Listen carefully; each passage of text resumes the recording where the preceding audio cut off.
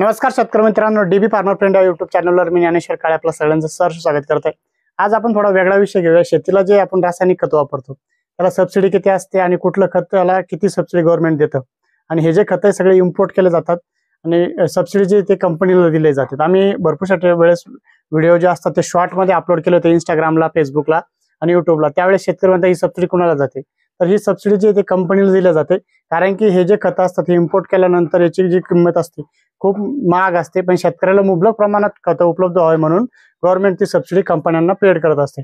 रासायनिक खताची जी सबसिडी असते ही आंतरराष्ट्रीय बाजारामध्ये उतार चढावावरती ठरवलं जाते। कारण की भरपूरशा कंपन्यांचे जे ग्रेड असतात 20-0-13 असेल, युरिया असेल, 10-26 असेल, 12-32-16 असेल, 9-24 असेल, 8-21 असेल किंवा इतर कुठलेही कॉम्प्लेक्स फर्टिलायझर असेल, याचे जे रेट असतात हे चढ उतार हे जे असतात आंतरराष्ट्रीय बाजारावरती याचे भाव ठरवलेले असतात। आंतरराष्ट्रीय बाजारामध्ये ज्यावेळेस खतांचे भाव कमी जादा होतात, तुमच्या प्रामुख्याने नायट्रोजन, फॉस्फरस आणि पोटॅश हे जे खत चे भाव जे इम्पोर्ट केले जातात त्यावरती याचे रेट ठरवले जातात।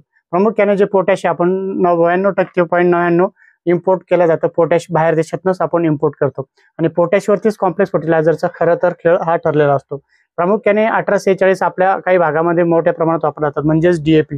म्हणजे 1846 म्हणजे 18% नायट्रोजन आणि 46% जे फॉस्फरस ज्या खतामध्ये येतं ते भरपूरशा ठिकाणी वापरलं जातं। जे काय वापरलं जातं तर शेतकऱ्यांच्या अनुभवातून त्यांच्या प्रॅक्टिसमधनं जे आलेलं असतं त्यावरनं ते ग्रेड ठरवले जातात, ज्यांच्या जमिनीला ते सूट असतात।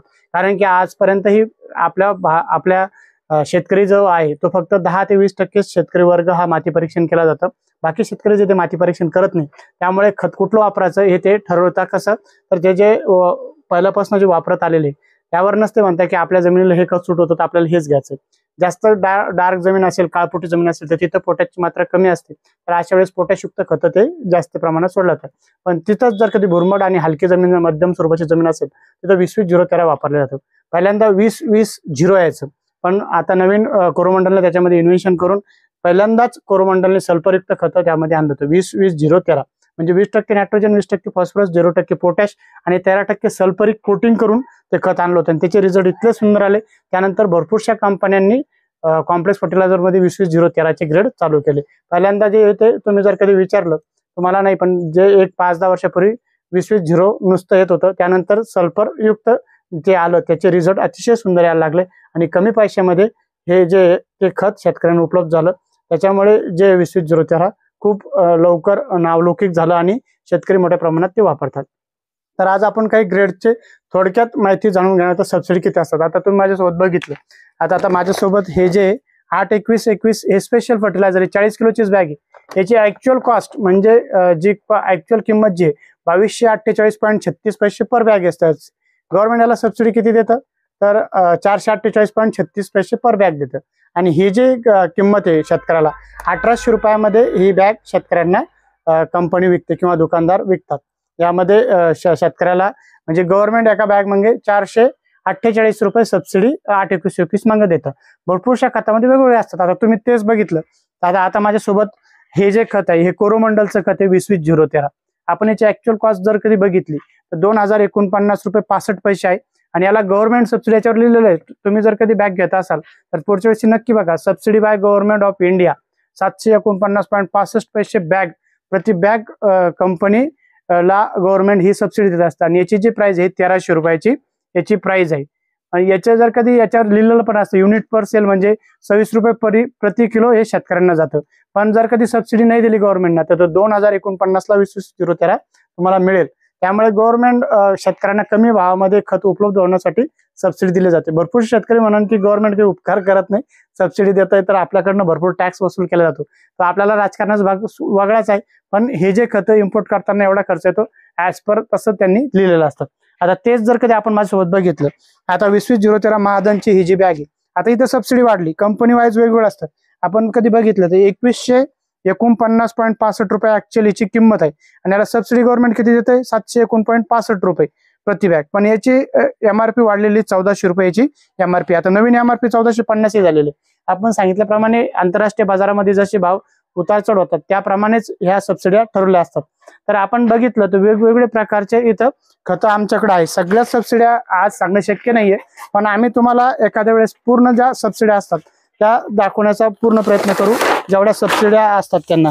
आता जर कधी तुम्ही माझ्यासोबत बघितलं तर हे 15-15 आहे हे कोरोमंडलचं। याची ऍक्च्युअल प्राइस 2049 रुपये आहे आणि याला गव्हर्नमेंट जी सबसिडी देते 579.42 पैसे प्रति बॅग याला सबसिडी जाते आणि याची जी प्राइस आहे 1450 रुपये याचं MRP आहे। 15-15-9 म्हणजे 15% फॉस्फरस, 15% पोटॅश याच्यामध्ये येतं आणि 15% हे येतं आणि 9% सल्फर येतं। कोरोमंडलचे जे खतं असतात शक्यतो सल्फरयुक्त खतं ते देत असतात। तर असे आपण वेगवेगळ्या सबसिड्या इथं बघणार आहोत। आणखी दुसऱ्या कंपनीच्या युरियाची काय सबसिडी असते ते आपण बघणार आहोत। बंद करा थोडं। आता आपण युरियाची सबसिडी जाणून घेणार आहोत। आता माझ्यासोबत जे ते NFL चा युरिया आहे, NFL म्हणजे नॅशनल फर्टिलायझर ही कंपनी आहे। आता आपण कधी बघितलं तर याची लागत किंमत जे 2004 रुपये प्रति बॅग येते आणि याला गव्हर्नमेंट सबसिडी किती देतं 1738 रुपये आणि शेतकऱ्यांना केवढ्याला भेटते 266 रुपये ही बॅग शेतकऱ्यांना भेटते। सगळ्यात जास्त जी सबसिडी युरियाला भेटते कारण की युरियाचं खूप मोठ्या प्रमाणात शेतकरी वापर करत असतात आणि युरियाला सबसिडी गव्हर्नमेंटला खूप जास्त खर्च येतो। शेतकऱ्यांना असं वाटतं की सगळ्यात स्वस्त खत म्हणलं तर युरिया आहे, पण तुम्ही कधी बघितलं तर युरिया हा सगळ्यात महागडं खत आहे। आता जर कधी याची ऍक्च्युअल किंमत बघितली आपण तर 2004 रुपये याची NFL ची किंमत आहे। वेगवेगळ्या कंपन्या वेगवेगळ्या टायमाला जे बाहेर देशातून आयात करतात त्यावेळेस जी सबसिडी असते तर ही सबसिडी कमी जादा असते, पण MRP ही फिक्स ठरलेली आहे।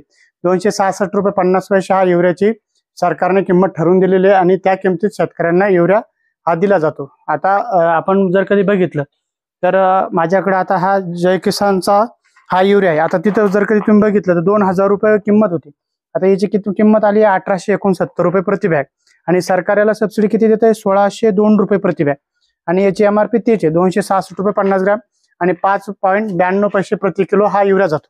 तर ह्या दोन्ही बॅगेमध्ये जर कधी आपण बघितलं वास्तविक पैसे तर 130-40 रुपयाचा फरक आहे। तर हे जे कंपन्या असतात यांचे जे बॅचेस असतात हे जे बाहेर देशातनं जो युरिया आयात केला जातो त्याच्यावर त्याचे रेट ठरवले जातात। त्यामुळे NFL हा वेगळ्या महिन्यामध्ये इम्पोर्ट केलेला आहे आणि जो जय किसानचा आहे तो वेगळ्या महिन्यामध्ये इम्पोर्ट केला, त्यामुळे जे त्याची किंमत आहे कमी जादा असते। ते ऍक्च्युअल मध्ये NFL ज्यावेळेस इम्पोर्ट केलं त्यावेळेस 2000 रुपये त्याची वास्तविक किंमत ही 45 किलोच्या बॅगची होती। पहिले 50 किलोची बॅग होती, आता 45 झाली आणि आता इथून पुढे तर 40 किलोचाच युरिया येणार आहे। हा निम कोटेड युरिया आहे। आता सल्फर कोटेड युरिया देत आहे, काही भागामध्ये सल्फर कोटेड RCF चा युरिया आलेला आहे। त्यावरती काय सबसिडी आहे ते आपण बघणार आहोत। पुढच्या भागामध्ये आपण त्याच्यावरही दाखवणार आहे की सल्फर कोटेड युरियाला किती सबसिडी आहे, काही कमी जादा झालेलं आहे का, तर त्याबद्दल आपण चर्चा करणार आहे आणि वजनही त्याचं कमी केलेलं आहे।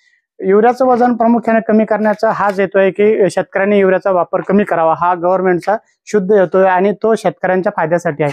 कारण की नत्राचं जे प्रमाण आहे जास्तीचं झालं तर त्या भरपूरशा ठिकाणी शेती जी आहे त्या नापीक होत आहे। भरपूरशा ठिकाणी जे पाण्याचा पट्टा बेल्ट जास्त आहे तिथं शारपाट होऊन आणि खताचा अतिरिक्त वापर झाल्यामुळे भरपूरशा ठिकाणी जमिनी ज्या आहेत त्या नापीक झालेल्या आहेत। तर तुम्ही शेतकऱ्यांनी शक्यतो सेंद्रिय शेतीकडे वळावा, हा गव्हर्नमेंटचा येतोय।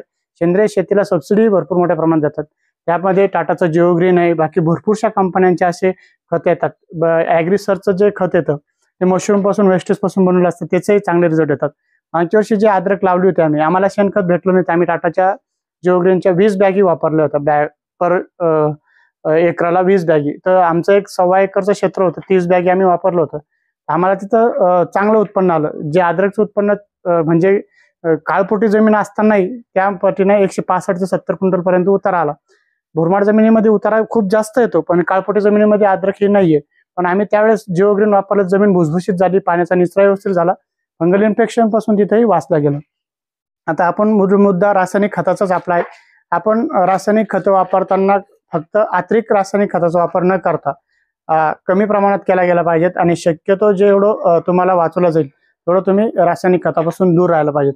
युरियाचा अतिरिक्त वापर भरपूरशा ठिकाणी केला जातो। पंजाब, हरियाणा या भागामध्ये तर आपल्या पेक्षाही जास्तीचा पाऊस तिथं असतो, पाणी मुबलक प्रमाणात उपलब्ध असतं, नायट्रोजनचं प्रमाण एवढं आहे। तर तुम्ही जर कधी बघाल तर महाराष्ट्रापेक्षा हरियाणा आणि पंजाबमध्ये कॅन्सरचे पेशंट खूप जास्त आहे, म्हणजे रासायनिक खतामुळे खूप मोठे दुष्परिणाम असतात। त्यामुळे कमीत कमी रासायनिक खतं वापरणं आपल्याला गरजेचं आहे। मी स्वतः कृषी केंद्र चालक आहे, मीही तेच सांगतोय, शक्यतो जेवढं होईल तेवढं कमी करा आणि त्याला जेवढी गरज आहे तेवढीच वापरा। कारण की गरज नसते, भरपूरशा ठिकाणी शेतकरी जे अतिरिक्त खर्च करतात, अतिरिक्त खर्च केल्याने आमचे XYZ शेतकरी यावर्षी त्यांनी रासायनिक खतं एक्स्ट्राचे टाकले तर त्यांची दोन्ही पिकं कमी झाली आणि त्याच बाजूला दुसऱ्या शेतकऱ्यांनी कमी खर्च केला, शेड्यूल वाईज केला, थोडं थोडं दिलं, पिकांना जास्तीचं लागत नाही, थोडं थोडं जर कधी दिलं तुम्ही तर त्याचे रिझल्ट येतात. रासायनिक खतं जे ते जमिनीमध्ये कित्येक दिवस पडून असतात, त्याला उचलण्याचंही काम झालं पाहिजे. अशा वेळेस तुम्ही बॅक्टेरिया काही देऊ शकतात. तुम्ही जर कधी बघाल तर पहिले जे पाण्याचा पीएच होता हा खूप नॉर्मल असायचा आणि आता पीएच पाण्याचा खूप हाय झालेला आहे, कारण की भरपूरशा ठिकाणी रासायनिक खत जमिनीत पडून पडून खाली जात आहे आणि त्यामुळे पाणी जे ऍसिडिक होत आहे.